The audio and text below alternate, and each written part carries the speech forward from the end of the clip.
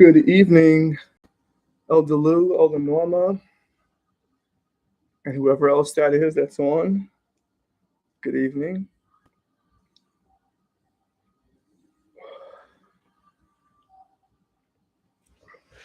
How you guys doing? Good?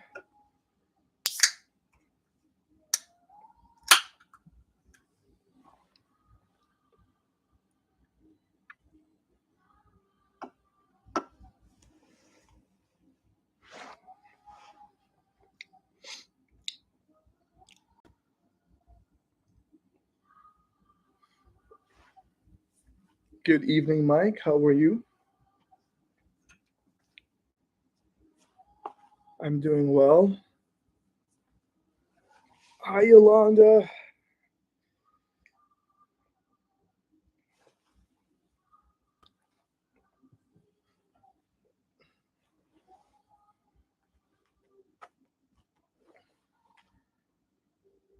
think I'll give you guys a different view today. You doing good, Mike? That's good. I'm having I was going to say hectic, but that's not the appropriate word. It's just a busy Tuesday. A lot to accomplish.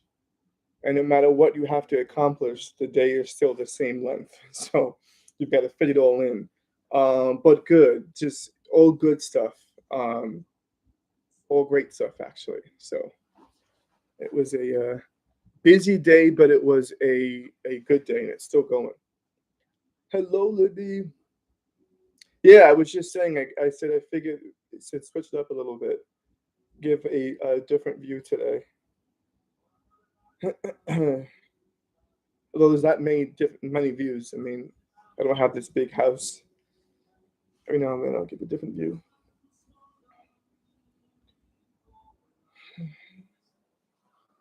But yeah, just a busy day, and not in a bad way, just a lot to have to accomplish. And I've actually hello.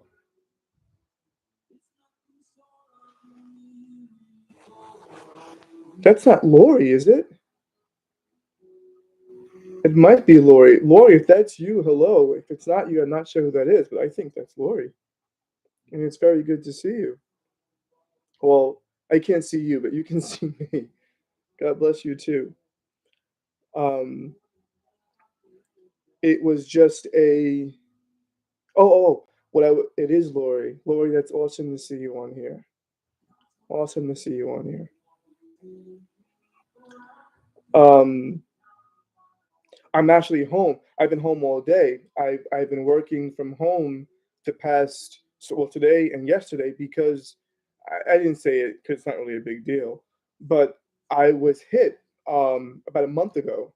Nothing major, but my car is still not fixed, and the side bumper or whatever was falling off. So I taped it until insurance paperwork and whatever is processed, and I had it with Gorilla Tape. And Saturday night, it just completely flew off. So now the whole piece is off, and everything underneath that, of course, is now uncovered. And I can hear like a rattling. So I don't want to drive it and cause more damage. I just wanted to get this thing done with the insurance, which is so far not going in my favor. Hi, Jerry. Anyway, so because of that, I'm not driving my car unless I have to. So I've been home and just working from home. I probably will be home tomorrow, and hopefully there's a resolution after that.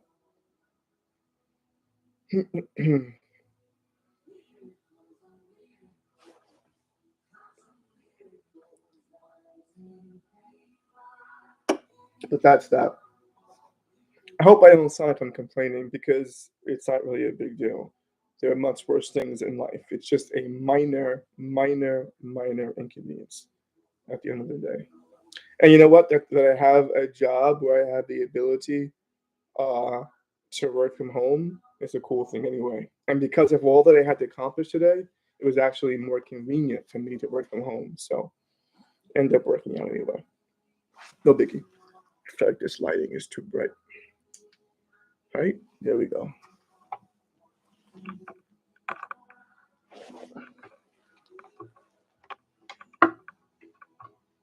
Oh, actually, oh. Do I still need that? Yeah, you can put it up. Yep. I'll just lower it a bit. That's too dark now. Sorry, I'm getting myself together here. I usually put the yellow one on. That's all right though. It's all good. Hey, Lise, how was vacation? Hope you had a great time.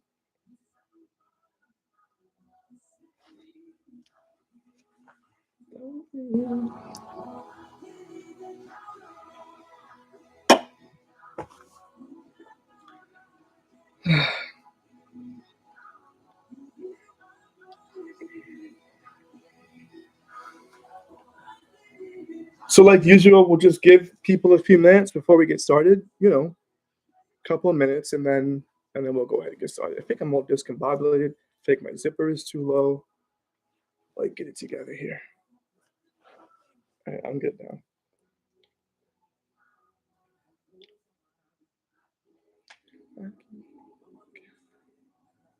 It was so much fun. That's awesome. Hi, Elder Penny. That's good. Vacations are good thing and they're necessary. What do you guys feel about? Oh, what the heck is it called? What's that thing? A timeshare. Anybody have that? I was considering getting one. One because I feel like it would force me to go on vacation, which I do think is important.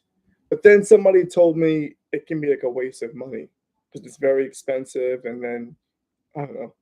So, just wondering if anybody has it or has any thoughts about timeshare. I don't kind of know how much it costs.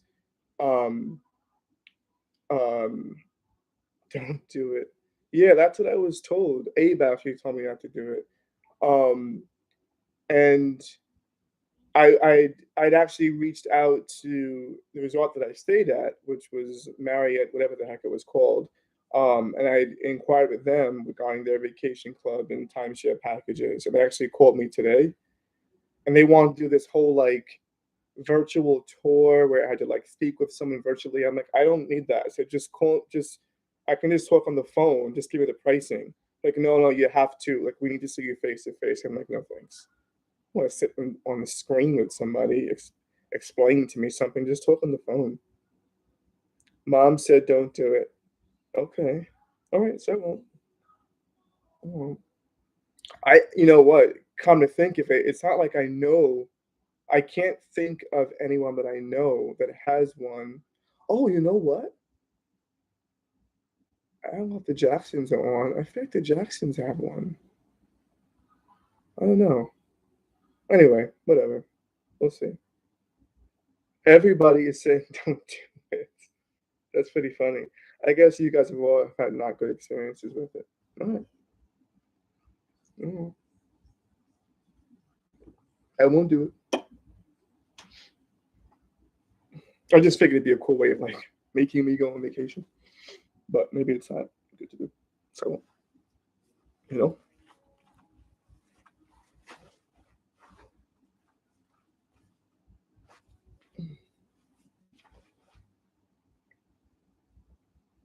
I'll start in a minute or so.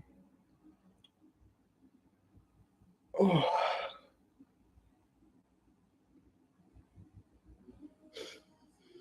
everybody feels so strongly about it. I think I pushed a button or something. Or you guys don't want me to go through whatever foolishness. All right, I won't. I won't. I won't. Pastor Ortiz was actually just here, guys. You guys just missed him. Probably left maybe an hour ago.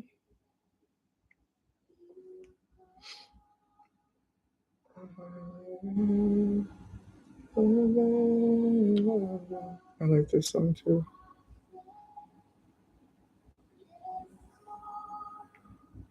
All right, you guys ready to get started? Because I am. So first, I mean, before I get into really what I wanted to talk to us about this evening, I'd be remiss if I didn't speak about Sunday's fellowship service and what an awesome time. And I know that I'm not just speaking for us by saying that. The amount of feedback that I've gotten and still getting, excuse me, about Sunday's fellowship is just so awesome. Between the topic and the conversations that were being had amongst the different groups, to just the great spread of food that we had, and everybody being able to partake and enjoy everybody's food. And for the most part, everybody stayed. It wasn't even like people jumped out of there. And the faces that we've seen that we haven't seen in a little bit, guys, it was such an amazing time. And you know this already, and I will not stop saying it, the importance of our fellowship. And I can't tell you how blessed I am by what I'm experiencing and seeing, and not just with my own eyes, from hearing you guys talk about it too. We're a family and we're seeing it, and the love and encouragement, and just what we experienced in the service alone. I reached out to Eileen earlier. I was so blessed by her ministry on Sunday and being able to step out and just encourage all of us. It was timely, it was sensitive to the spirit, and it was such a blessing. Um, I was blessed to be with our kids, and I think I've pretty much made up in my mind that I would like to at least once a month, or I shouldn't say at least, probably at most once a month.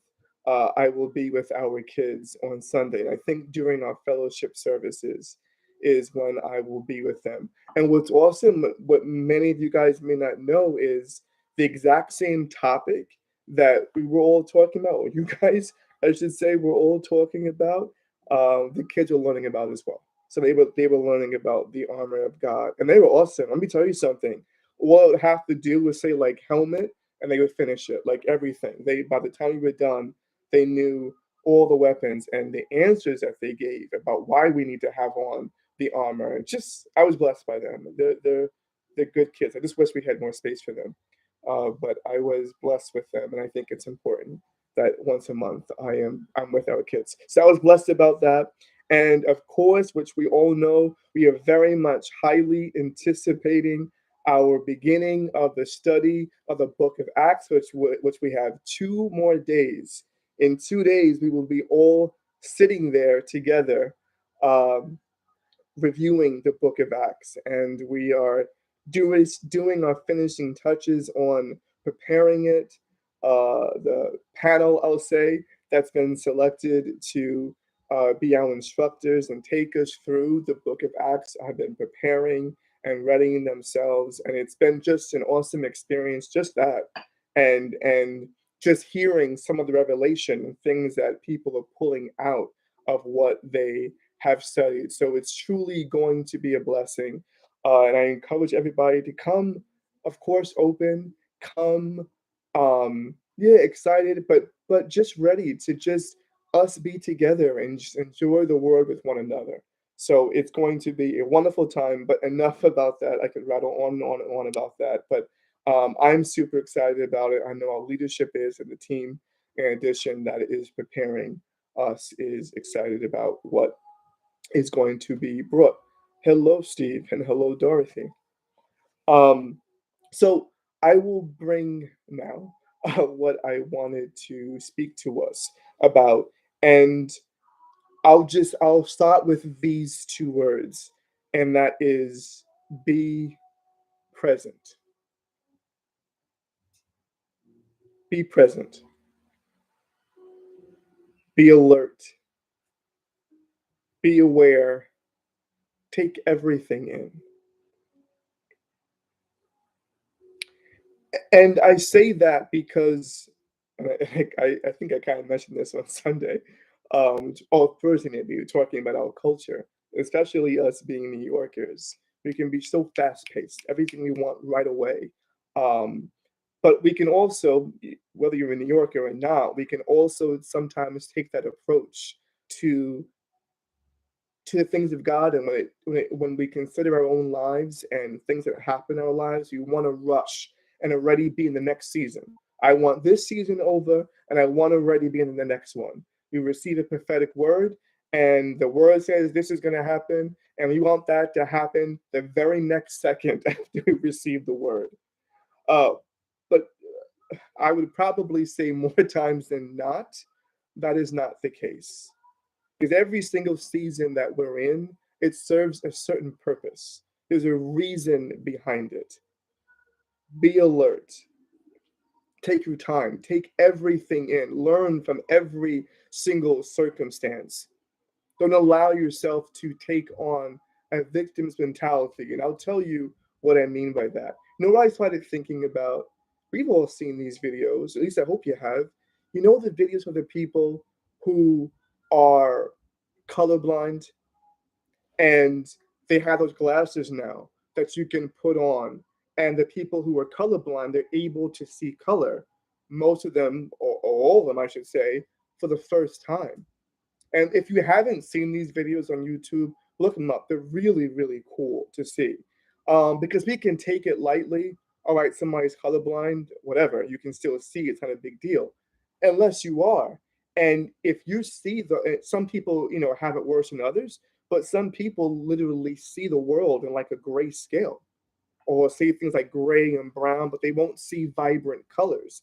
Things that us that are not colorblind are just accustomed to being able to see. So if you watch these videos, they'll put on these glasses and they'll be like overwhelmed, some to the point of tears. Like they'll have to take the glasses off because it's such a shock to them. And they're like so overwhelmed by it that they have to remove those glasses. And that was a thought that I had, of how we can be we can get so overwhelmed by things and not embrace what is going on, taking it all in. And then you'll see them get overwhelmed, but then they'll just put the glasses back on. And sometimes the people that are with them, will position them, whether they're around flowers or around all different kinds of like vibrant colored balloons. And it's such a beautiful thing to be able to see. But I thought about them. There's different approaches that they could take, right, to being able to witness this. Because it's one thing being told that you're colorblind and you can't see, but you only know what you know. It's one thing to have to at one point be able to see color and then not be able to see. But if you don't know anything about it, you don't know what you're missing. And when these people put the glasses on, you'll hear them literally say, "This is what you guys see. This is what it looks like." I mean, it's so crazy. Again, I don't want to keep going to that. If you haven't seen it, definitely check out one of the videos. But I began thinking about it. They have a decision they can make, right? They can decide to feel sorry for themselves. Like this is what you guys can see, and now I need a stupid pair of glasses to be able to see these things. Or they could embrace the fact that, yeah, maybe up till this point in their life, they haven't experienced that. But this moment is so grand, it's so great, they can take it all in and be thankful for what they have. Thankful that they now have an aid to be able to help them to be able to see color. Now we'll apply it to our lives personally. We could be here all night, everyone that's watching, and we could talk about all the things that we don't have, things that we're waiting for, promises that we're expecting. We can talk about injustice that's been done to us. We can talk about our childhood. This happened and that happened, and I don't have this and I don't have that. And all those things could very, very much be true. But why dwell in that? Why not dwell in, yeah, maybe all those injustices have taken place, but I can tell you one thing, I am the person who I am today because of what I've experienced, because of what I've gone through.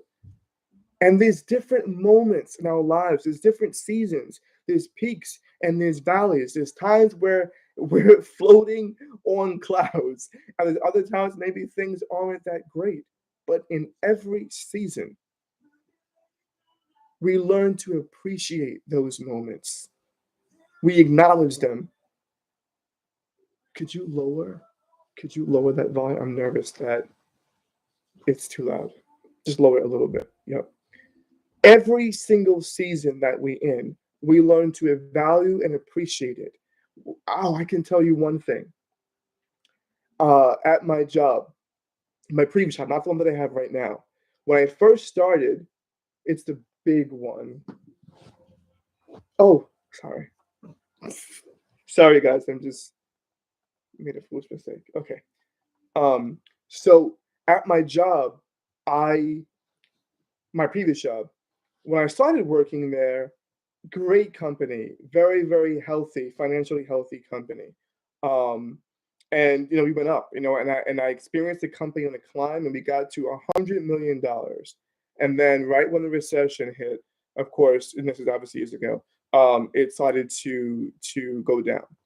And it went down, down, down, down to the point of which we had to sell it. So it got to $100 million company. And when we sold the company, it was, I say we, like I did it. When they sold the company, it was under $50 million. But of course, so not strong financially. It wasn't a healthy $50 million either. Um, but what it taught me, going through 7 years of decline, it gave me such a respect for business. It gave me for such more of an appreciation for when things were going good. When things were climbing, we were getting to be $100 million company. Sure, it was great. We were receiving bonuses and all that type of stuff. But I didn't have a real healthy appreciation and respect for the business cycle until it started to go bad. Can I tell you what else happened? I learned so much more about business when things are going bad than I ever did when things were going good. Isn't that funny? Why did I learn so much more? Because I had to. So I need to learn what I needed to do to aid in saving the business. I understood finances completely different. What did I care prior to that moment? What did I really, really care about having healthy margins? And what do they care about a healthy cash flow and understanding what our payables? And I know maybe this time I'm speaking foreign things. These are all just business things. What do they care about all that stuff when things are going great? I definitely cared about it when it wasn't going great. I'm sure we can apply that same logic to make our own finances. If we were all millionaires right now, maybe we wouldn't have such a vast understanding of certain things when it came to when bills were due. What do we care about when they're due? We got the money, it's going to automatically come out. But when things aren't so great, when perhaps it's a part in your life and you're having to live paycheck to paycheck, you can bet your boots you're very much aware of when every single bill is due. You're aware when your money is coming in, how much is going to come in, because things aren't that great, and you have to be aware of those things. Likewise, when it comes to our lives, things aren't always going to be great, but we appreciate the season that we are in. And what we find ourselves doing in this moment, in this season, Father, what are you teaching me here? What are you teaching me in this moment? How can I take this season? How can I take what I'm going through right now and allow it to be a teachable moment for me, not for myself, but for the glory of God? Are you teaching me humility? I shared this with someone, I think last week, and I know I've shared this before, but when you look at one of the things that I mentioned about Paul, and it says that Paul went to the Lord 3 times about something, whatever it was, that he wanted removed from his life, and it wasn't removed. God says his grace was sufficient, which means whatever it was that Paul was asking for to be removed from his life, God did not remove it, but replied with, his grace is sufficient, meaning his grace would be enough. God's grace would be enough to be able to carry him through whatever situation, whatever ailment, whatever it was that he was praying to be removed from his life.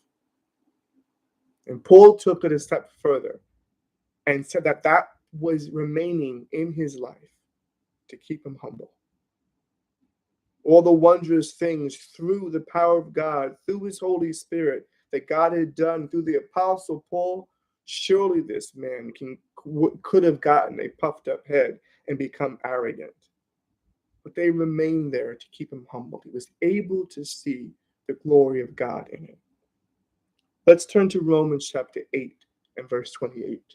Romans 8 and 28. Are you guys with me? I hope so.